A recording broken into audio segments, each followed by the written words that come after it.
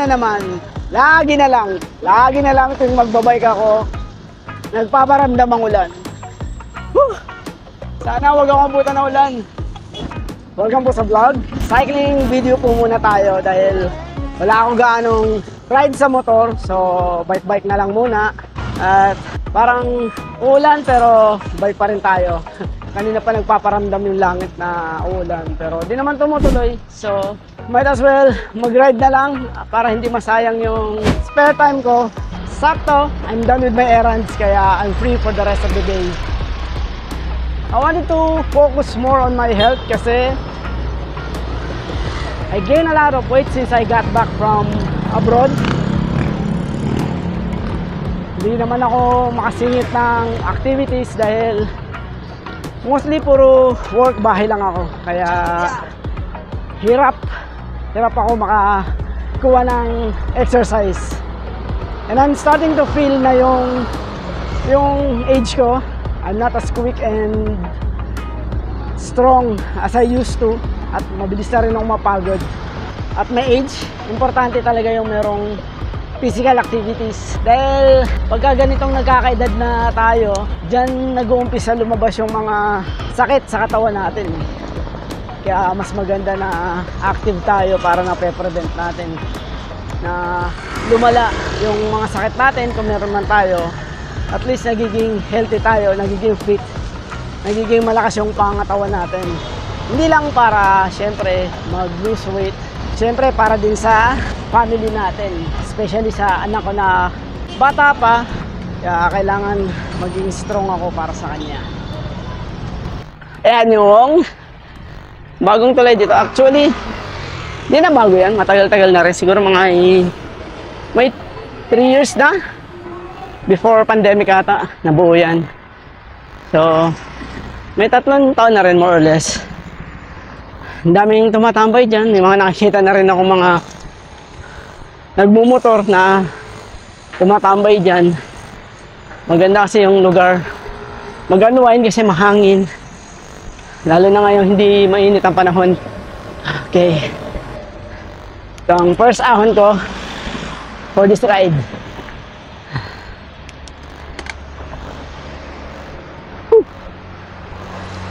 Kaya natin yan.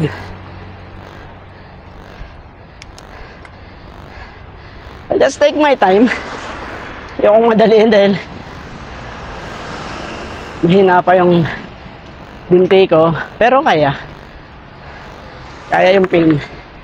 Hindi tulad ng mga first ride ko na inahon ko to. Ala, sakit sa binti. Ngayon medyo okay na. Look at that bridge.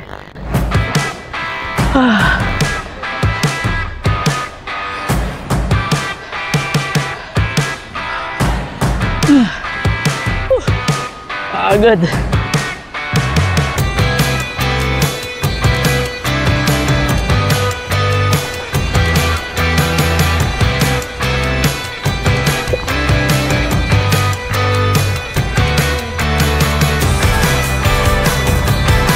Intramuros. Pasok tayo ng Intramuros.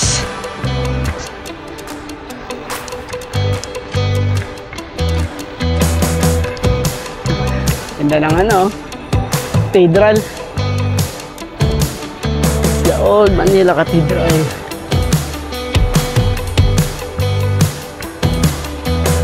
Wow, may kinakasal.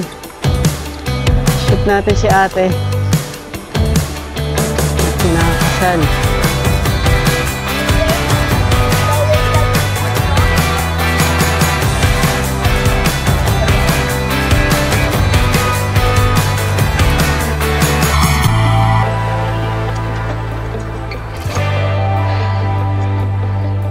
That's nice. Kinakasal si ate.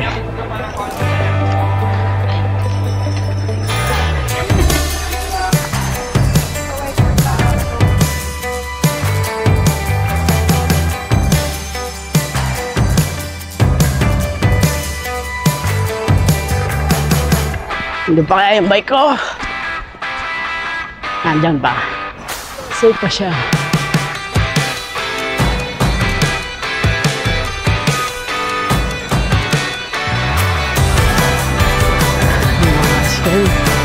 Banana ice cream, te. Magkano sa ganito? 40? Mahal na ice cream. 40 pesos.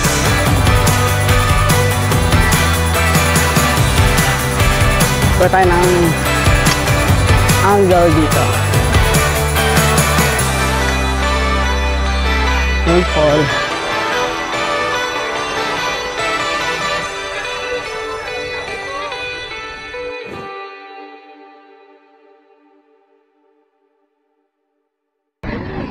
Nice. Nakachempo tayo ng may kinakasal. Ang ganda tong cathedral na to. Dito kinasal si Gabby Concepcion tsaka si Sharon Cuneta. Nung bata ako, tatandaan ko pa yun. Punong-puno tong plaza na to ng mga fans. Ganda oh, hanggang ngayon buo pa rin. Ilang gera na pinagdaanan nito, hanggang ngayon buo pa rin. Okay, let's go. Lipat tayo ng lugar.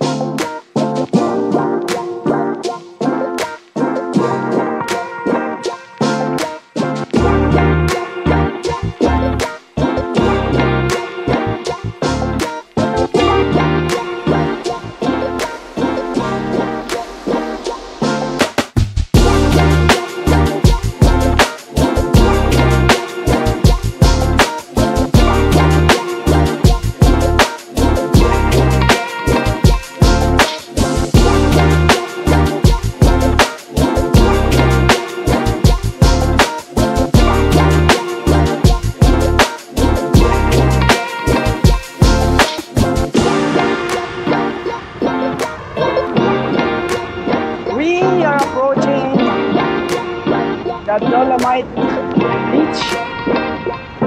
Ito yung isang nag-viral na lugar dito sa Manila na hindi ko pa napupuntahan mula noong bumalik ako. Yung bagong gawa to, patok na patok.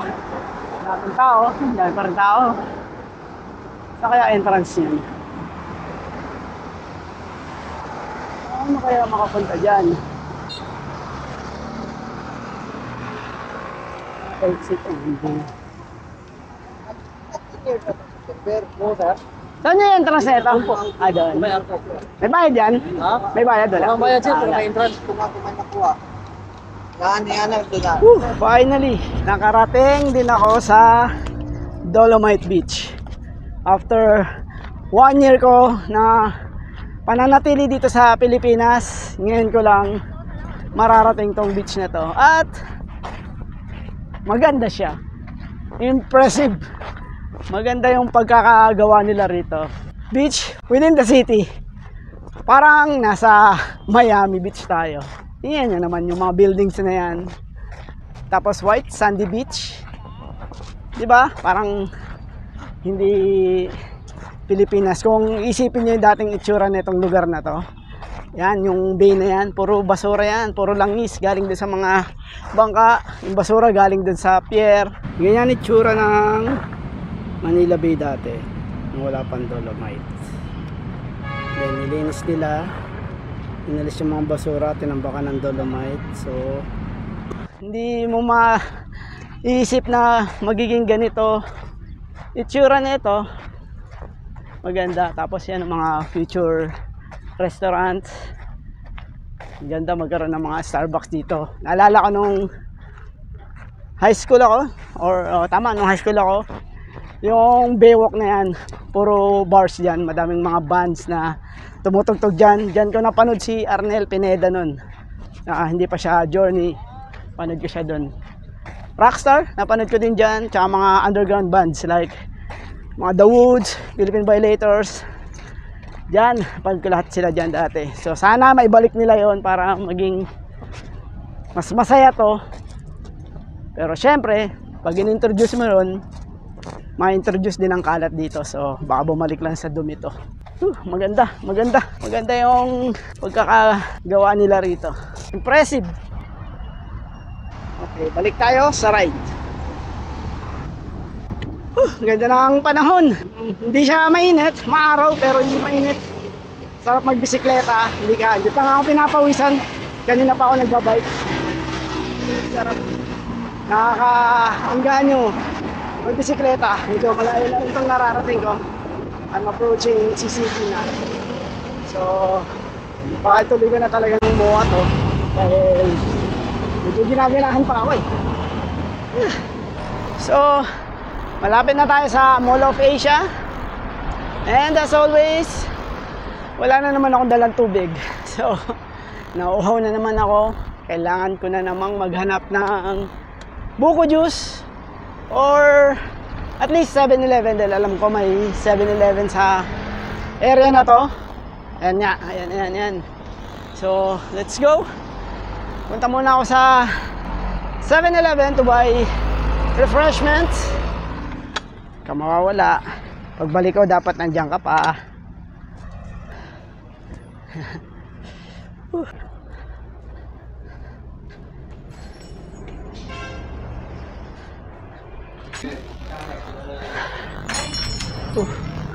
Yon. Nandun pa ang aking bike.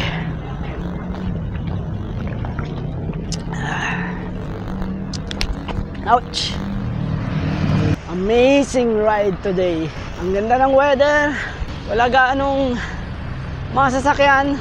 Mahangin at parang hanggang ng pakiramdam kahit na napapagod ako. Parang everything's okay. Walang sabit, walang sablay. Just enjoying the ride lang going to MOA. And I can say na maganda yung improvement na ginagawa ko sa conditioning ng katawan ko. Ang laki ng naramdaman kong improvement mula nung nagsimula akong magbike na talagang halos nangangayaw ako sa sakit.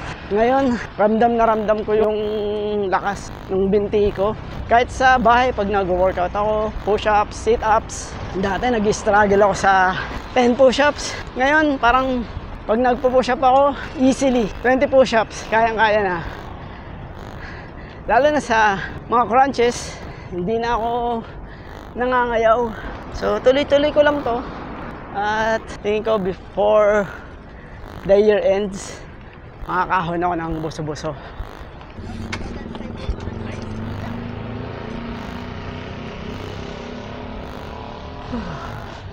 I made it to Mall of Asia. Tingnan natin kung ano meron dito. C-3PO.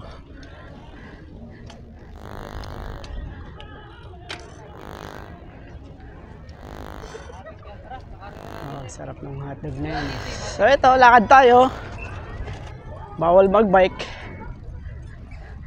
So mag-shoot na lang tayo rito. Buti na lang merong bike parking.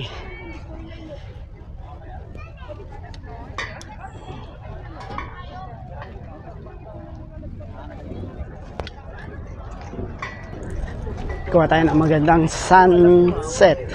Malayo pa eh, mataas pa yung araw. Hindi pa natin makukunan.